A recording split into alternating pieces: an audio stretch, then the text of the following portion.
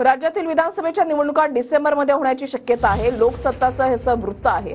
माहिती सरकारच्या लाडकी बहीण योजनेमुळे निवडणूक लांबणीवर पडल्यात का असा प्रश्न आता उपस्थित होतोय। महिलांच्या खात्यामध्ये आणखी 2 ते 3 हप्ते जमा झाल्यानंतर निवडणूक घेतली जाणार का अशी चर्चा आहे। विधानसभा निवडणूक लांबल्यामुळे विरोधकांची जोरदार आता टीका टिप्पणीही पाहायला मिळते।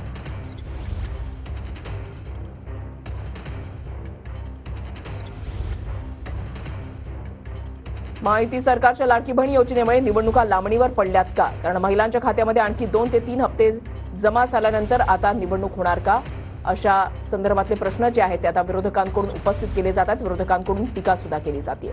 विधानसभा निवडणुका डिसेंबरमध्ये होण्याची शक्यता आहे असं वृत्त लोकसत्ताकडून देण्यात आलं आहे।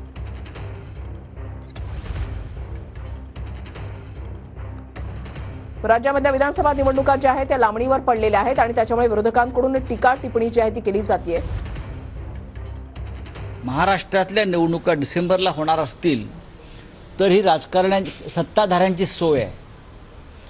ज्यांना महाराष्ट्रात पराभवाची भीती वाटते, ज्यांना राजकारणात पराभवाची भीती वाटते, महाराष्ट्रात पराभवाची भीती वाटते की आम्ही निवडणूक हारू, आता निवडणुका वेळेत घेतल्या, तर त्यांनी अशा पद्धतीनं हा डाव टाकलेला आहे। लाडकी बहीण योजनेसाठी निवडणुका पुढे ढकलल्या गेल्या। नोव्हेंबर अखेर राष्ट्रपती राजवट, डिसेंबरमध्ये मतदान होईल अशी चर्चा आहे।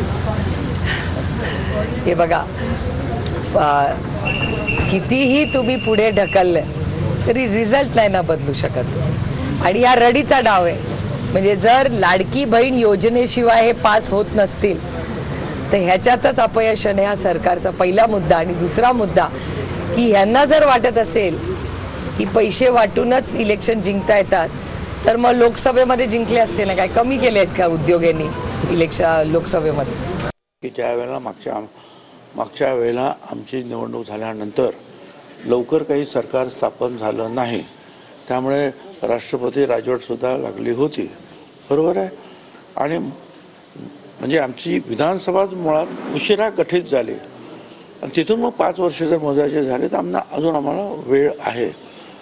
त्या वेळेपर्यंत मग कधी पण निवडणुका होऊ शकतात। तर मला काही कल्पना नाही, पण आमची 5 वर्ष जे आहेत, मागच्या वेळेला आमची विधानसभा उशिरा गठीत झालेली आहे, सरकार उशिरा स्थापन झालं आणि तिथून 5 वर्षाची आहे ती मुदत असते आमच्या विधानसभेची आमदारकीची।